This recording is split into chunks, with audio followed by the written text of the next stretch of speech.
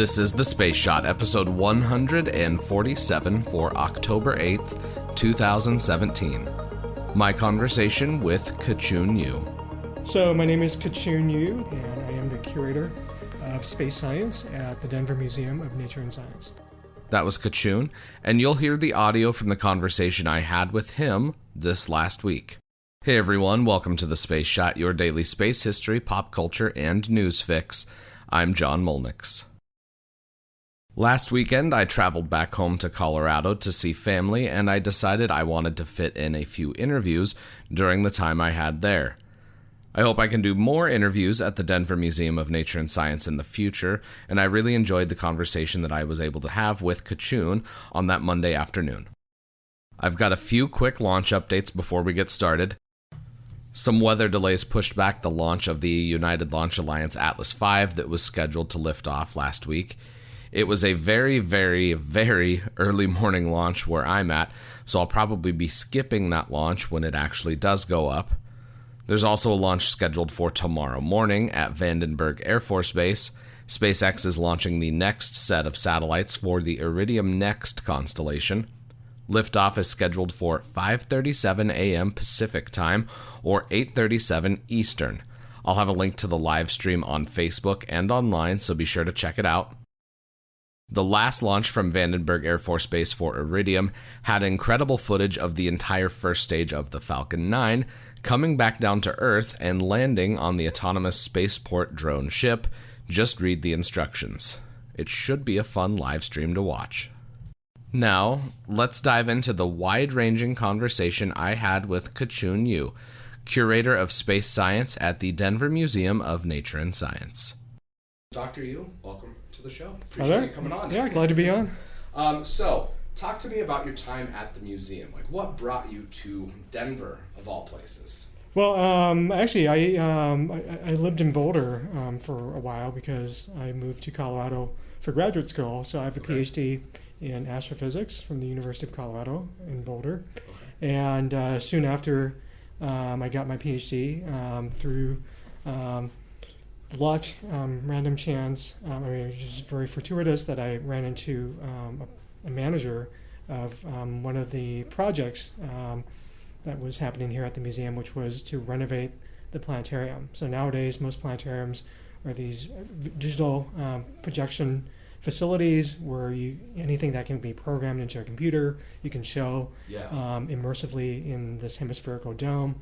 It's sort of like virtual reality, but made large into a group experience. Definitely. But traditional planetariums are very analog devices, and so right when I was hired was when this change started happening with technology, where planetariums could convert from this very old school analog way of doing things to this new digital medium. So I was hired to help with scientific programming, and I learned a lot about visualizations and graphics programming, but the idea was to basically create a simulation of the known universe that you could fly through. What we ended up using it for was we used it for live presentations, but also to create our first planetarium show, or first pre-rendered movie show that was played back to the public repeatedly. I was going to say, I've been to a bunch of those over the years. They're fantastic. So your team is behind all of those visuals that we see then? For back then, yes. Okay. Since then, I haven't actually worked on that many planetarium shows. Okay. And the museum, we produced a number of different shows, but since then we haven't done that many. But I also got involved with a research project where we tried to look at how you can use these new fangled digital planetariums to more effectively teach astronomy. Would that be the ALIVE project? Yeah, okay. The astronomy, learning, and immersive virtual environments, or ALIVE. Okay. If you put all the first letters together. So we were funded by the National Science Foundation, and I worked with a collaborator at a local university, Metropolitan State University of Denver, where we were bringing in students from the introductory astronomy classes, and we were trying to figure out, if having them in the dome was as effective as, let's say, if you presented the same sort of visualizations on a flat screen. in a classroom. Because since these are just computer-generated imagery, you could just go into a classroom and run it off your laptop. Yeah. And what are general results that we found and published over a series of papers in recent years is that the dome does appear to be pretty effective, especially compared to the classroom. Definitely. And for a number of different reasons. And one of them actually has to do with the immersion, the fact that you can turn your head around 180 degrees and you'll still see imagery. And so it's a very immersive experience, meaning when you're plopped down in that seat and you look around and you have visuals that are as realistic as we can make them for planetary surfaces, for the star field and so forth, people can really get engaged. Yeah. And what's funny is, like, the first time I saw the digital planetarium, I thought of the scene in Star Trek where Picard and Data are in stellar cartography. Yeah. That's literally what that experience is. It's so Mm-hmm, cool because it's just, unlike the old one where it was analog, it's literally you're there on whatever surface you want to be on, whatever star field you want to fly through. It's really cool. So if nobody's been able to see one of those before, you need to check it out because the digital planetarium shows are just phenomenal.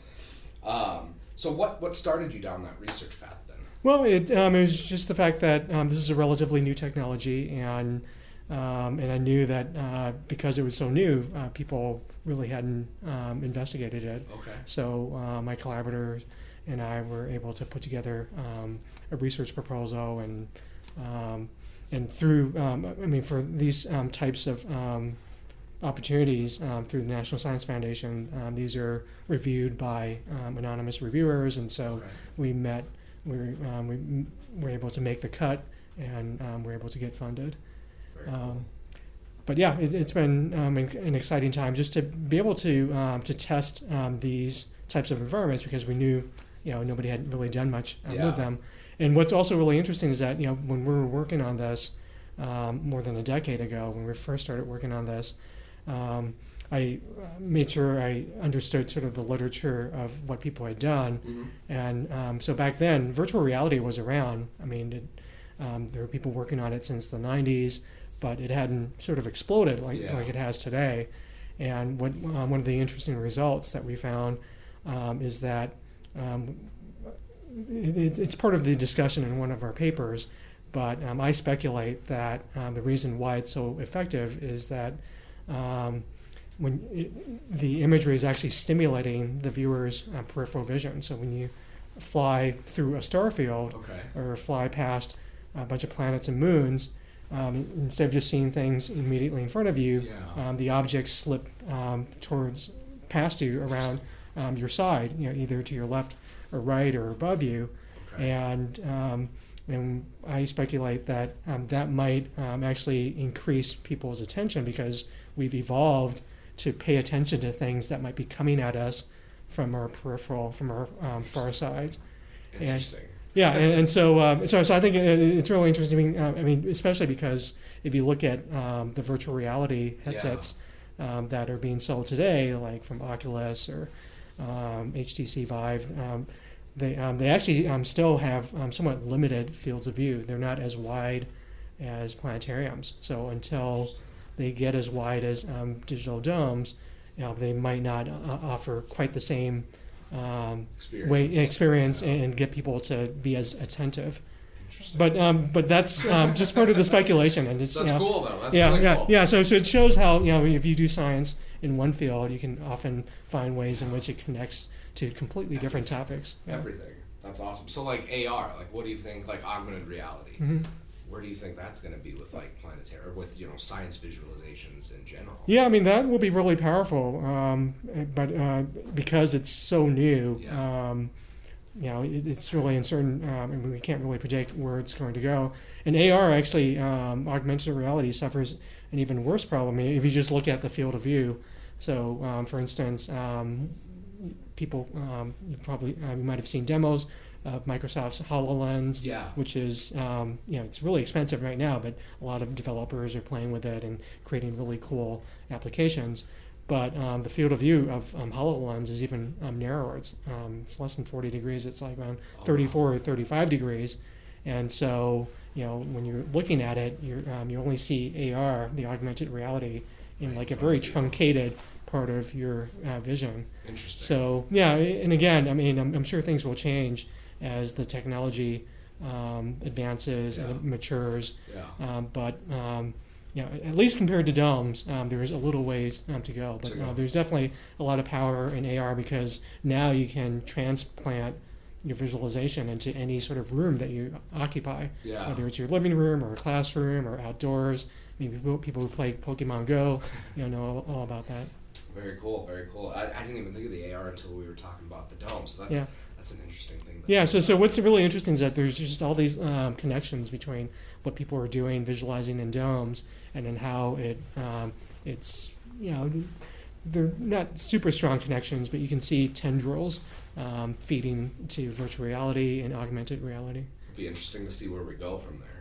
So the other thing that you're involved with is the Worldviews Network. Mm-hmm. So can you talk a little bit about that? Yeah, that was the Worldviews Network is a project that was funded by NOAA, the National Oceanic and Atmospheric Administration. Okay. So I had a bunch of collaborators, and we wrote a proposal, and we got funded for 3 years.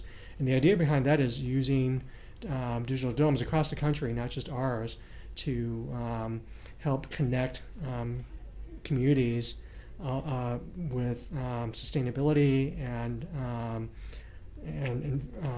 environmental change issues. Okay. And so here we're taking the visualization capability of domes, and instead of just talking about astronomy and looking out into the rest of the universe, we actually turn our gaze back towards the Earth and show using visualizations how the world is changing around our audiences and how they can prepare for some of this global change, whether it's climatic or availability of water resources, etc. But I think what's really cool, because this is primarily like in this space-related podcast. You're good. Is that people talk about the Earth, but people often forget that the Earth is a planet. Yeah. Right. And so what's the reason why we chose the planetarium as opposed to just doing it in a classroom? I mean, one is it's really great to be able to show everything immersively and to connect audiences to these really compelling visualizations. But the other aspect of this, and this is why planetariums are crucial, is that in planetariums you can show what makes the Earth habitable, and what is it that makes it different from, let's say, other similar planets in our solar system, like Mars and Venus, which, based on our current thinking, early on in the solar system, all three worlds, Venus, Earth, and Mars, probably were very similar. Okay. But over the history of the solar system, they evolved down very different paths. Yeah. So that Mars is basically a very dry, cold desert world. Venus is a very hot desert world. It's also very dry, but it has an extremely dense atmosphere. Mars has a very thin atmosphere. Earth is right in the middle, and Earth is the one that where liquid water can exist on its surface, and where we know life exists. And so, helping people to connect the conditions that are possible for life on the Earth to conditions elsewhere, and to understand what are these cosmic variables that make the Earth or any other planet or moon habitable. That was sort of one component of our story.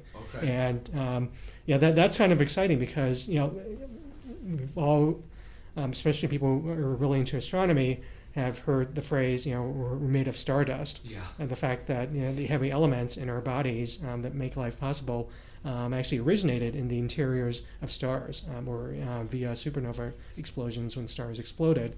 But in addition to the makeup of ourselves, even our environment, there are connections to the cosmos itself, and how the cosmic conditions that make the Earth habitable. We will return to the interview with Ka Chun in just a moment, Before I left the museum, I ended up having a little bit more time than I had anticipated, so I made my way back into the Space Odyssey exhibit before heading to the airport. I was wandering around that exhibit when I stopped at the Science on a Sphere to check out some visualizations that were being shown. So what is this exactly? This is Science on a Sphere? This is called Science on a Sphere, developed by NOAA in Boulder. Okay. And what this is this is looking back 600 million years ago. Okay. What the Earth looked like. If we go all the way back 600 million years ago, Whoa. this was a supercontinent, just like Pangea that people are familiar with today. All right, this was 600 million years ago. And for everybody listening, unfortunately, this is kind of radio. So what we're looking at now is basically a sphere that's just floating here at the Denver Museum of Nature and Science. And there's multiple projectors that are showing us like representations of what the continents looked like hundreds of millions of years ago. Is that right? We've got almost 800 different displays that we can put out. Okay. This particular one, paleogeography, you're standing on 25 miles of rock Okay. that are floating on an 8,000 mile ball of molten metal. Okay. It's a little bit simplified, but that's Okay. basically the principle. And what we're looking at, what the two of us were looking at when you walked up, is what happened at the South Pole over the last 600 million years. Okay. And sometimes it's covered with ice, and sometimes it's not covered with ice. Very cool. And we're working back. We both had classes in geologic history, and she's currently taking a course in climate, and I'm listening. Very cool. And what was your names? Oriole. And My name is Rich. nice to meet both of you. Now let's get back to the conversation with Ka Chun. We left off when we were talking about how the elements in our bodies originated in stars. So on this Sunday morning, or whenever you're listening to the podcast, take a moment to think about how we're all made up of stardust. That's pretty cool stuff. So like you're talking about variables. So what are some of like the variables that go into making the visualizations? Like how is it even done? Well, a lot of it is very similar to shares characteristics with game development, video games, and in fact, before back in the 1990s, in the kind of the previous generation of virtual reality, the tools and the hardware that you could use to create virtual reality, these simulated environments, were very expensive and they're very difficult to do. But what happened after the turn of the century was that these graphics cards from like NVIDIA started appearing, and they were really important for the video game industry because it allowed you to render complicated objects in real time, meaning up to 60 frames per second on a laptop or on a desktop computer. And these graphics cards, because they were meant for the consumer market, were also cheap. Yeah. And so there's lots of sales of them. That gave more money to these companies that could develop even faster graphics cards. And so basically, there was this huge change in how quickly and easily you could do these types of graphics. And when we renovated the Gates Planetarium, which is the planetarium at the Denver Museum of Nature and Science, we're actually right at the cusp of that revolution. So when we opened the planetarium, we were running on these silicon graphics supercomputers, which were these giant machines that took up 6, 7, 8 racks. And then since then, we've seen that evolution where we've now switched to they're very high end, but they're more or less just PCs running graphics cards, and so we can put 8 of them into a single rack. And as far as how you create these visualizations, it turns out that if all you're interested is rendering, let's say, planets and stars, is actually really simple because a planet is just a ball. So that's graphically, a 3D model for a ball is pretty simple. Yeah. And you overlay onto it a texture of what the surface looks like, and based on ground-based, space-based, and spacecraft imaging, of these planets and moons, we have a pretty good idea of what they look like, and so we can build realistic models. And then if they have atmospheres, that adds a little bit of complication to it. So for the most part, rendering planets is relatively easy. Rendering stars, I mean, they're just pinpoints unless you fly right up close to them. So for our real-time software, where we're just flying around the solar system or out into our galaxy, those visuals are relatively simple to create and render out. Okay. But things get more complicated if you decide to, let's say, land on the surface of a planet and see, like the canyons of Mars, or see something in much more detail. Or if you're flying up to a nebula, which is a very amorphous, diffuse type of object, and so that isn't easy to do in real time. Although you can spend a lot of time creating the model and tweaking it, and like spending minutes or hours per frame to render out, you can easily create a movie of that. Very cool. So, what do you think the future holds for visualizations for the planetarium? Where do you think the last 10 years have been an incredible transformation. Where do you think the next 10 years will take us? I mean, like you talked about education. Do you see that, diffusing even further when graphics cards become less and less expensive? Do you see the at-home planetarium, or do you, what do you think the future is? Yeah, people speculate about whether planetariums could actually become extinct because as things get cheaper and cheaper, you can imagine that you could have the same sort of experience at home with a virtual reality headset, as opposed to having to drive somewhere and paying money to go to a planetarium. You could.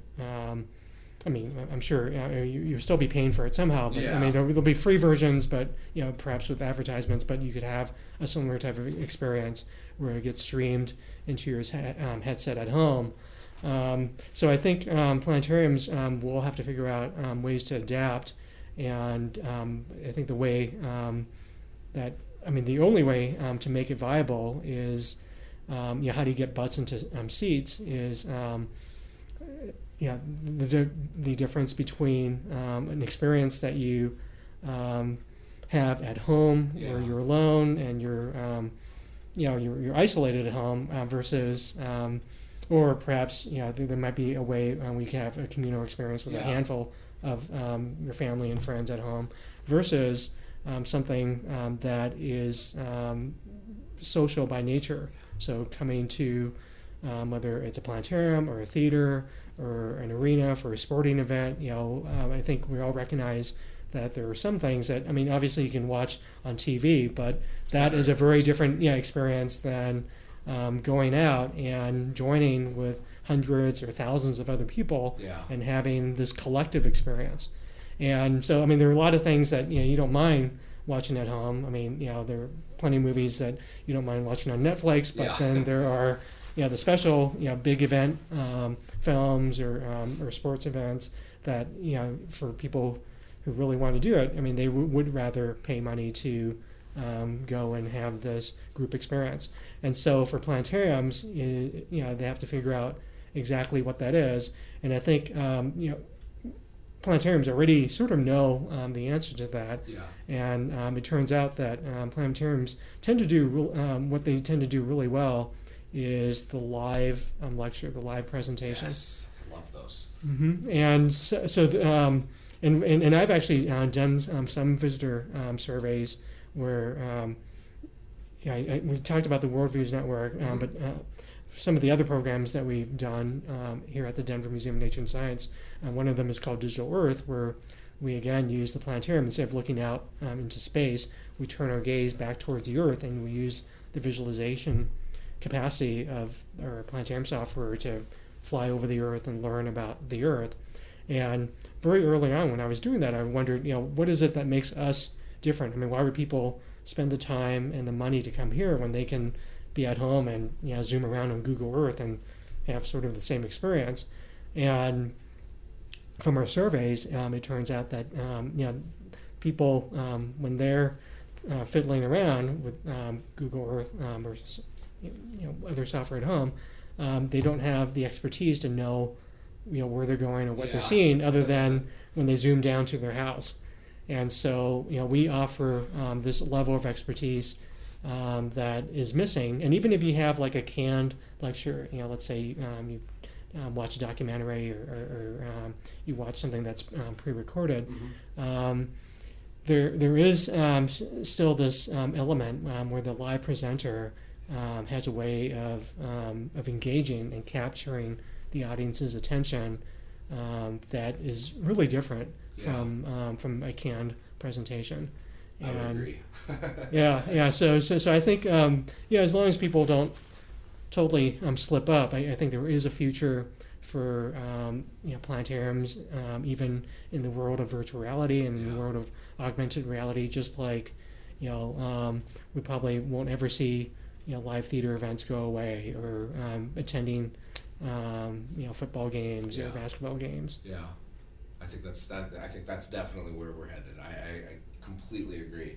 So just to kind of conclude up here, what's something you wish more people knew about the job you do, like whether it's space science, whether it's the visualization, the education part? Like, what's one or two things that more people should know about the work that scientists do? I think there's often an easy stereotype or misconception that scientists, especially if you just pay attention to what you see on TV or in the movies, scientists are people in lab coats, and they walk around in a laboratory, and they might do some work on a computer, but if you say the word scientist, suddenly this picture pops into your head of what a scientist looks like. And I think if you actually go out and talk to and interview and see different scientists, you'll find that they come in a huge variety of, not only the topics that they work in, but there are plenty of women scientists, scientists of different ethnicities, genders, and scientists of different backgrounds. And then what's really important is that scientists are very rarely, unless they work in a lab setting where they're required to do this, very rarely wear white lab coats, and scientists,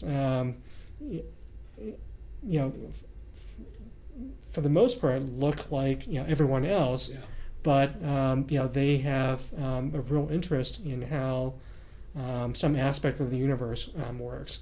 Okay. Whether it's astronomers who are focused on the universe at large, or the solar system, or the planets out there, all the way to biologists who study the smallest microorganisms, to anthropologists and psychologists who study human culture and human behavior. And just as there's a huge variety in the type of subjects that scientists work in, there's also a huge variety in what they have to do in order to do their research. So for astronomers, and I've dipped my toes into educational research with the Dome, but I've also continued to do some astronomical research as well. Right. So on the astronomy side, most astronomers spend probably 95% of their time in front of computers, because all the data that come in astronomy are in digital form. And so whether you're observing from telescopes on the ground, or you're pulling in data from the Hubble Space Telescope, or getting data sent back from a space mission, those are all in ones and zeros originally, and the amount of time that you might spend gathering the data is very small, but it takes a long time to clean the data, and to analyze it, and to figure out what your results are. And so astronomers, there are some astronomers who do laboratory work, but for the most part, it's a very different idea, at least 95% of the time, as far as what they do, than what people might imagine. Interesting. That's very good perspective. So I really appreciate you sitting down and taking the time to talk to me today. Is there anywhere people can follow you online, or do you have Twitter or anything? No, unfortunately, Okay. I'm not as good with social media. problem. But you can, for people who want to see some of my projects, you can go to the Denver Museum of Nature and Science webpage, which is Okay. www.dmns.org. Okay. And if you poke around, you'll be able to find pages about the scientists. Sure. And for people who are interested in the papers that I've published, there are a couple of websites that scientists use that they use to let. I mean, it's sort of like social media for scientists, but it's not as social. So there's one called academia.edu, and then there's another one called ResearchGate. Okay. So if you Google me on those sites, Definitely. you'll be able to find me there as well. And I'll link to some of those articles in the show notes. Okay. So, yeah, I really appreciate you taking the time today. It's been an awesome experience. You're the third person that I've interviewed for the show. So you're in the original 3, which is pretty awesome. So I plan on doing like one of these a week. So Okay, terrific. Hopefully sometime in the future, be willing to maybe come back on. Yeah, I'd be happy to. Yeah, Cool. yeah. Appreciate it. Dr. Yu, thank you. Yeah, thank you for having me. As always, the show notes have more information on today's episode. Be sure to connect with me on Instagram and Twitter. Find me at John Molnix. I'm always up to chat. I'm also including the links for the Denver Museum of Nature and Science in the show notes, so be sure to follow them online as well for updates on what the museum is up to. Let me know what you think of the show by leaving a review in iTunes. It takes just a minute to do that, and it makes a huge difference because it helps even more people find the show. I'd also appreciate if you could share the Space Shot with your friends and family and anyone else that enjoys podcasts. Tomorrow, I catch up on some reading and a Falcon 9 launch. I'm John Molnix, and I'll catch you on the flip side.